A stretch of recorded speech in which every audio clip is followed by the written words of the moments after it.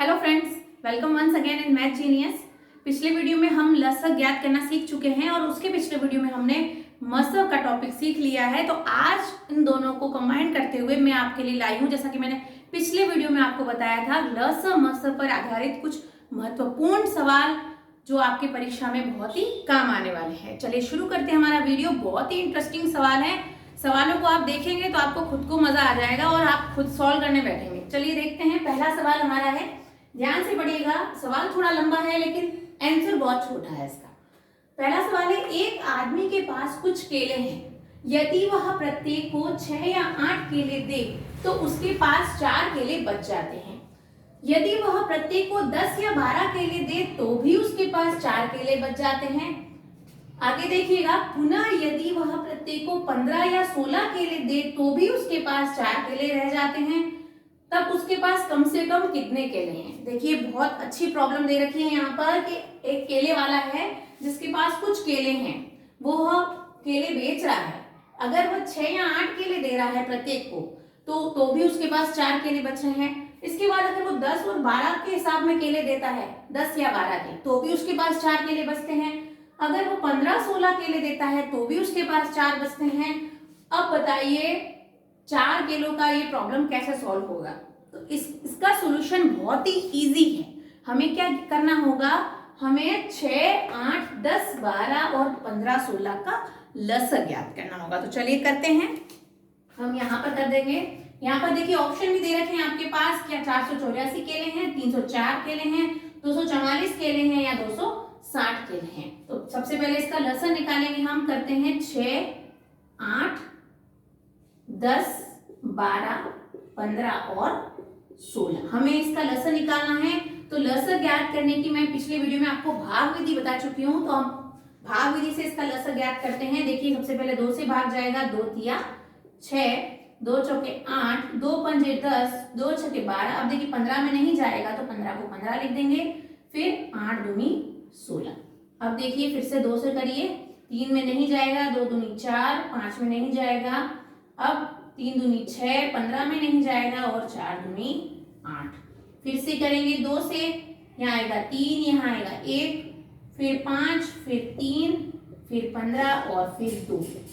फिर 2 से जाएगा तो ये 3, 1, 5, 3, 15 और फिर 1। अब किससे जाएगा? तो अब 3 से जाएगा। 3 की भाजकता का नियम हम सीख चुके हैं कि संख्या के अंकों का योग करने पर यदि वह 3 से विभाजित हो। चलिए 3 एकम 3, 3 एकम 3, 5 में नहीं जाएगा, 3 में जाएगा और ये 3 पंजे 15, फिर 1। अब देखिए किससे जाएगा? 5 बचा है तो हमें अब 5 से भाग करना पड़ेगा।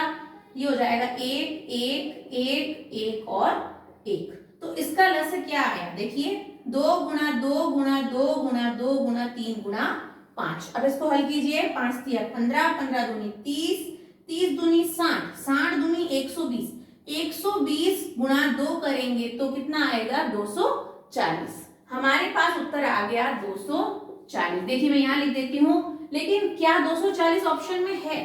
240 ऑप्शन में नहीं है। तो यहाँ थोड़ा सा और दिमाग लगाइए कि सवाल को दोबारा पढ़ लीजिए। सवाल में एक चीज आपको हिंट दे रखी है कि उसके पास 4 केले बच जाते हैं।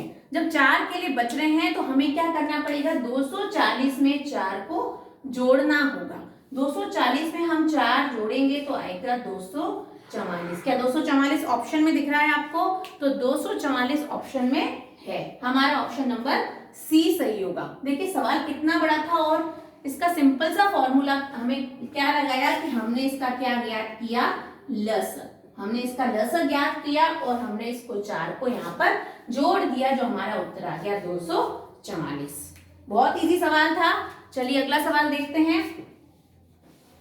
अगला सवाल आपके सामने मैंने यहाँ लिख दिया है। इस बोर्ड के मैंने 2 पार्ट किए ताकि आपका टाइम वेस्ट ना हो। देखिए दूसरा सवाल है, 12 किलोमीटर लंबे वृत्ताकार मार्ग पर, वृत्ताकार यानी एक सर्कुलर मार्ग है जिस पर 3 धावक एक ही समय पर एक ही बिंदु से और एक ही दिशा में, एक ही टाइम में एक ही बिंदु से एक ही दिशा में, मतलब जब रेस स्टार्ट होती है जो तीनों जने एक ही लाइन में एक ही सीट में खड़े हैं, तो क्रमशः 3 किलोमीटर, 7 किलोमीटर तथा 13 किलोमीटर प्रति घंटा की चाल से चलते हैं। तो कितने कितने घंटे बाद वो एक साथ मिलेंगे। देखिए ऑप्शन देखिए 16 घंटे, 12 घंटे, 28 घंटे या 36 घंटे। तो हम इसको कैसे सॉल्व करेंगे, थोड़ा सा सोचना पड़ेगा और बाकी सवाल बहुत ही आसान है। तो सबसे पहले यहाँ देखिए हिंट दे रखी है प्रति घंटा की चाल, मतलब हमें यहाँ पर क्या दे रखी है, चाल दे रखी है और हमें क्या पूछा है, कितने घंटे बाद, मतलब हमें ज्ञात करना है समय। तो पहले हमें समय ज्ञात करना होगा। तो समय ज्ञात करने के लिए हमें चाल वाला फॉर्मूला लगाना पड़ेगा। चाल बराबर क्या होता है, चाल बराबर होता है दूरी बटा समय। तो समय बराबर क्या होगा, दूरी बटा चाल। तो यहाँ पर दूरी कितनी दे रखी है, सबसे पहले तो आप दूरी देखिए, दूरी सबकी है 12 किलोमीटर, ठीक है, ऊपर ऊपर ही लिखा है कि दूरी है 12 किलोमीटर। अब देखिए यहाँ पर 3 किलोमीटर, 7 किलोमीटर और 13 किलोमीटर, मतलब हमारे पास 3 धावक हैं। अगर मैं इसको ए, बी और सी मान लेती हूँ, तो ए की और बी की और सी की हमें क्या ज्ञात करना है, चाल तो दे रखी है, हमें समय ज्ञात करना है। समय होता है दूरी बटे चाल। तो ए का क्या हो जाएगा 12, 12 में किसका भाग लगाऊंगी मैं, 3 का। बी का क्या हो जाएगा, 12 में किसका भाग लगाऊंगी मैं, 7 का। और देखिए सी का क्या हो जाएगा, 12 में किसका भाग लगाऊंगी मैं, 13। ये क्या आएगा, इनका समय। ये यहाँ पर लिख देंगे घंटा, ठीक है, यहाँ पर लिख देंगे घंटा और यहाँ पर भी लिख देंगे घंटा। अब क्या करना होगा हमें, अब हमें क्या इन तीनों को सॉल्व करना है। मतलब ये भिन्न का सवाल हो गया, भिन्नों का लस और मस आप समझ चुके हैं। तो भिन्न 12/3, 12/7 और 12/13। अब इसको कैसे सॉल्व करेंगे, तो इसको सॉल्व कर देंगे हम। हमें इन तीनों को एक साथ लिखना है, 12/3, फिर 12/7 और 12/13। अब ये बारी बारी से है। अब हमें क्या करना है, ऊपर वाले को देखो, भिन्न में जब हम पढ़ते हैं ऊपर वाले को बोलते हैं अंश, नीचे वाले को बोलते हैं हर। तो हम क्या करेंगे, अंशों का तो लस ज्ञात करेंगे और हरों का क्या ज्ञात करेंगे, मस। तो अंशों का लस और हरों का मस। तो यहाँ कर देंगे 12, 12, 12। इसका लस क्या हो जाएगा, तो इसका तो लस हो जाएगा 12। अब देखिए 13, 7 और 13 यहाँ पर लिख देंगे, देखिए लस और यहाँ लिख दिया मस, ठीक है। तो यहाँ 12 का लस 12 आएगा, 3, 7 और 13 है इनका मस। अब तीनों में देखिए कोई भी संख्या कॉमन नहीं है। जब यहाँ ऐसी स्थिति आएगी कि तीनों ही अभाज्य संख्याएं हैं, तो अभाज्य संख्या आएगी तो उसका मस हमेशा होगा 1। तो हमारा उत्तर क्या आया, 12/1। तो यहाँ पर देखिए 12/1 का मतलब क्या है, यहाँ हमारा समय काउंट हो रहा था, तो यहाँ आ जाएगा 12 घंटे। तो ये सवाल कह रहा है कि ये तीनों कितने घंटे बाद एक साथ मिलेंगे, तो इसका उत्तर हो जाएगा 12 घंटे। ऑप्शन नंबर बी सही होगा। ये दोनों सवाल बहुत ही इंपॉर्टेंट हैं, आप इसका चाहे तो स्क्रीनशॉट ले सकते। देखिए अगला सवाल, तीसरा सवाल है, एक सेना अधिकारी अपने सैनिकों को 12, 15, 18 और 20 की पंक्ति में खड़ा करना चाहता है। यदि वह यह भी चाहता है कि सेना ठोस वर्ग के रूप में हो, तो कम से कम कितने सैनिक होना आवश्यक है। देखिए इसमें क्या करेंगे, यहाँ पर हमारे पास एक शब्द आया है कम से कम। कम से कम हम इससे पहचानेंगे कि हमें क्या ज्ञात करना। जब जहां पर कम से कम आया, इसका मतलब हम क्या ज्ञात करेंगे, लस। तो हमें किसका लस निकालना है, 12, 15, 18 और 20 का लस ज्ञात करना। चलिए करते हैं सॉल्यूशन। यहाँ पर आपको ऑप्शन भी दे रखे हैं, पर पहले सॉल्व करते हैं, फिर हमारा उत्तर आ जाएगा। तो करेंगे 12, 15, 18 और 20। इसका लस भी हम किससे निकालेंगे, भाग विधि से, क्योंकि निकालना बहुत आसान है। चलिए 2 का भाग लगाएंगे, 2 छंग 12 हो जाएगा, 15 में नहीं जाएगा। फिर 9 दूनी 18 और 10 दूनी 20। अब फिर से 2 का कीजिए, 2 तिया 6, 15 का 15, 9 का 9 और 5 दूनी 10। अब किसका जाएगा, देखिए अब जाएगा 2 का जाएगा नहीं, अब 3 का भाग जाएगा। 3 एकम 3, फिर 3 पंचे 15, 3 तिया 9 और 5 का 5। फिर किसका जाएगा, तो 3 का जाएगा, 5 में जाएगा नहीं, यहाँ पर लिख देंगे, सॉरी 3 एकम 3 और 5 का 5। फिर 5 से जाएगा, यहाँ आ जाएगा 1, 1, 1 और 1। अब देखिए हमारे पास ये लस निकला है। अब इसका उत्तर कैसे निकालेंगे मैं आपको बताती हूँ। सबसे पहले तो हम इसको लिख देते हैं, लस बराबर क्या है, तो लसा बराबर है 2 गुणा 2 गुणा 3 गुणा 3 गुणा 5। तो हमारे पास क्या आएगा, देखिए 5 तिया 15, 15 तिया 45, 45 दूनी 90, 90 दूनी 180। लेकिन हमारे पास ऑप्शन में 180 है, पर इसका उत्तर 180 नहीं होगा। क्यों? क्योंकि सवाल आप ध्यान से देखिए, ये क्या कह रहा है, यदि वह यह भी चाहता है कि सेना ठोस वर्ग के रूप में हो, ठोस वर्ग के रूप में हो, इसका मतलब इसका उत्तर हमें पूर्ण वर्ग की विधि से ज्ञात करना होगा। पूर्ण वर्ग की विधि क्या होती है कि पूर्ण वर्ग मतलब इसका पूरा वर्ग करना है। 2 का वर्ग हो गया, 3 का वर्ग हो गया, और ये 5 यहाँ पर सिंगल बच गया है। तो 5 सिंगल नहीं बचे, इसके लिए हमें एक बार और 5 का गुणा करना पड़ेगा। अब ये आएगा, ये पूर्ण वर्ग विधि हो गई, ये ठोस रूप में सैनिकों की प्राप्ति होगी। तो अब देखिए हमारा उत्तर क्या आया था 180, लेकिन हमें इसमें 5 का गुणा और करना है। तो 18 पंजे 90 होता है, मतलब हमारा उत्तर क्या आएगा, हमारा उत्तर आएगा 900। आप सवाल को ध्यान से देख लीजिएगा, ये ऑप्शन नंबर सी सही है। ये सवाल कंफ्यूज करता है, परीक्षा में आया तो मोस्टली बच्चे यहाँ पर 180 करके आएंगे, जो कि ये गलत उत्तर होगा और माइनस मार्किंग हो जाएगी। तो आपको ध्यान देना है कि हमारा यहाँ लिखा है कि ठोस वर्ग के रूप में हो, इसलिए हमारा उत्तर आ जाएगा 900। चलिए बढ़ते हैं अगले सवाल की तरफ। सवाल नंबर 4 है, बहुत अच्छा सवाल है ये भी। यहाँ पर हमें सीधा सीधा पूछ लिया है कि मस ज्ञात करना है 13 की घात 2 प्लस 11 की घात 2 तथा 13 की घात 0 प्लस 11 की घात 1 का मस क्या होगा। ऑप्शन देखिएगा, ए है 10, बी है 1, सी है 12 और डी है 2। तो चलिए सॉल्व करते हैं इसको। कैसे सॉल्व होगा ये, 13 की घात 2 मतलब किसी संख्या की घात 2 का मतलब होता है उसी संख्या का उसी संख्या में गुणा। तो होगा 13 का स्क्वायर। 13 का वर्ग क्या होता है, 13 का वर्ग होता है 169। तो यहाँ हम लिख देंगे 169 प्लस कर देंगे 11 का वर्ग। 11 का वर्ग क्या होता है, 11 गुणा 11 यानी 121। तो 121 लिख देंगे, इसको वापस से ब्रैकेट में कर देंगे। अब लिख देंगे तथा, जहाँ सवाल में लिखा है 13 की घात 0, किसी भी संख्या की घात 0 का मतलब होता है 1। तो यहाँ पर हो जाएगा 1 प्लस 11 की घात 1 है, तो यहाँ पर 11 ही रह जाएगा। अब हमें क्या करना है, इन दोनों को जोड़ना है और इन दोनों को भी जोड़ना है। तो 169 और 121 क्या हुए, आप जोड़िए। 169 और 1 यहाँ से ले लीजिए 170, 170 और 120 कितने हो जाएंगे, 170 और 120 हो जाएंगे 290। तो यहाँ लिख देंगे हम 290 और क्या करना है 11 और 1 यानी 12। तो 11 और 1 यहाँ लिख देंगे तथा 12। हमें क्या करना है, मस। तो हमें इन दोनों का मस निकालना है। तो चलिए, हमने मस अभाज्य गुणनखंड की विधि से पढ़ा था, अब मैं आपको इसकी भाग विधि भी बताने वाली हूँ। तो भाग विधि में जब हम मस करते हैं तो हम छोटी संख्या को क्या करते हैं, भाजक के रूप में लिखते हैं और बड़ी संख्या को हम भाज्य के रूप में लिखते हैं। चलिए, मैं लिख दूंगी 12 और यहाँ लिख दूंगी 290। अब इसका भाग लगाइए, 12 का भाग लगाइए 290 में, क्या हो जाएगा। तो यहाँ पर 12 का पहले तो 2 बार जाएगा, 12 दूनी 24। अब घटाइए 24 और 29 कितना आएगा, तो यहाँ बच जाएगा 5। ऊपर से हम उतारेंगे 0, भाग करना तो हम सभी को आता है। फिर 12 का भाग लगाइए 50। जब तक 50 नहीं आ जाता तब तक हमें 12 का पाड़ा बोलना है। तो क्या हो जाएगा, 12 चौक 48, क्योंकि 12 पर 60 ज्यादा हो जाता है। तो 12 चौक यहाँ पर लिख देंगे 48, फिर घटाएंगे, यहाँ पर बच जाएगा 2। अब देखिए, यहीं तक ये मेथड खत्म नहीं हुआ है, प्रक्रिया यहाँ खत्म नहीं हुई है। अब क्या होता है, भाग विधि में हमने 12 का भाग लगा दिया 290 में। अब हमारे पास शेषफल जब तक 0 नहीं बचता तब तक हमें ये प्रोसेस करना होता है।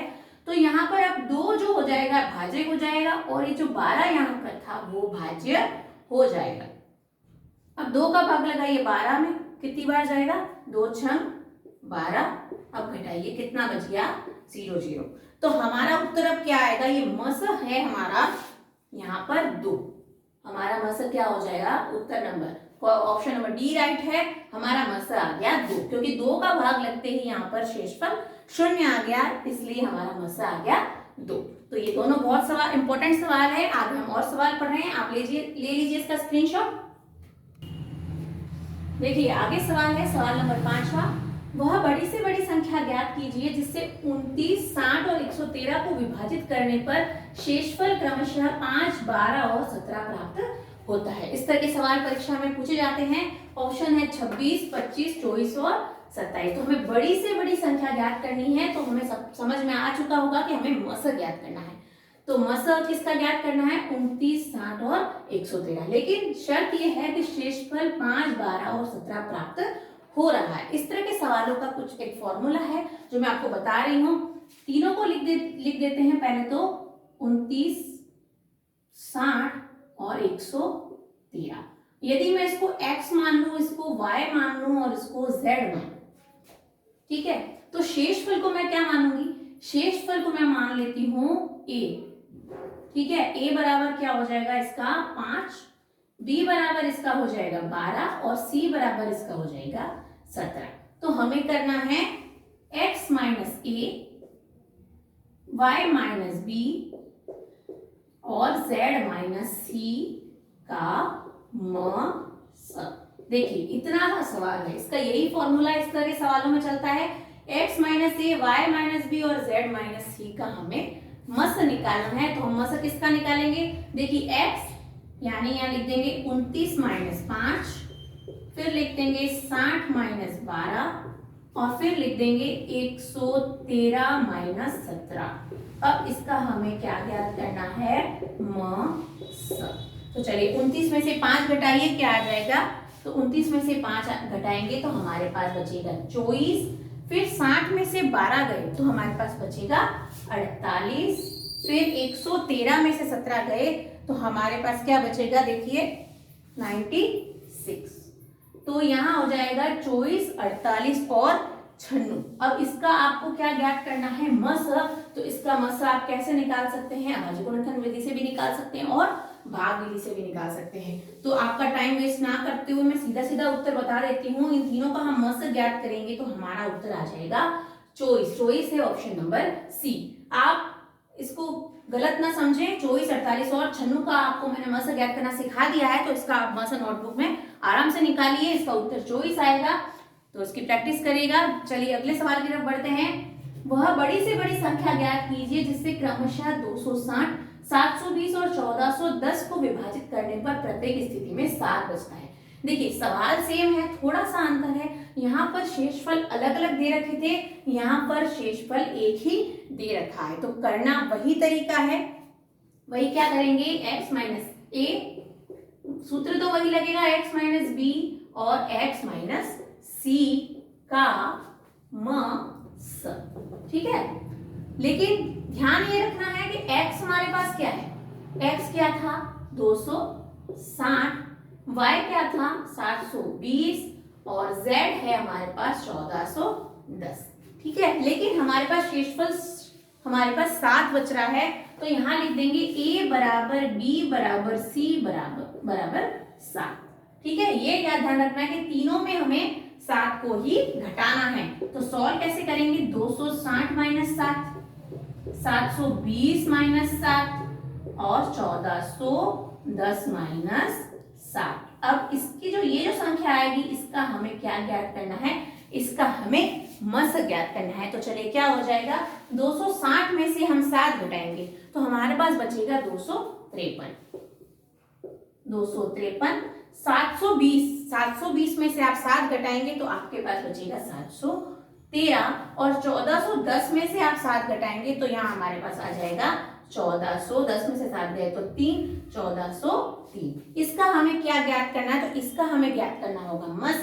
तो वही करिएगा आप नोटबुक में। मस आपको इसलिए नहीं करवा रही हूँ ताकि आपकी प्रैक्टिस हो सके। तो आपको इन तीनों संख्याओं का मस अभी नोटबुक में निकालना है और इसका उत्तर आ जाएगा 23।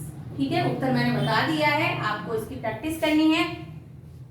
ठीक है, अगले सवाल में मैं आपको बता रही हूँ बहुत ही छोटा सा, 3 लाइनें आपको समझनी है जो मैं आपको बोल के बता देती हूँ।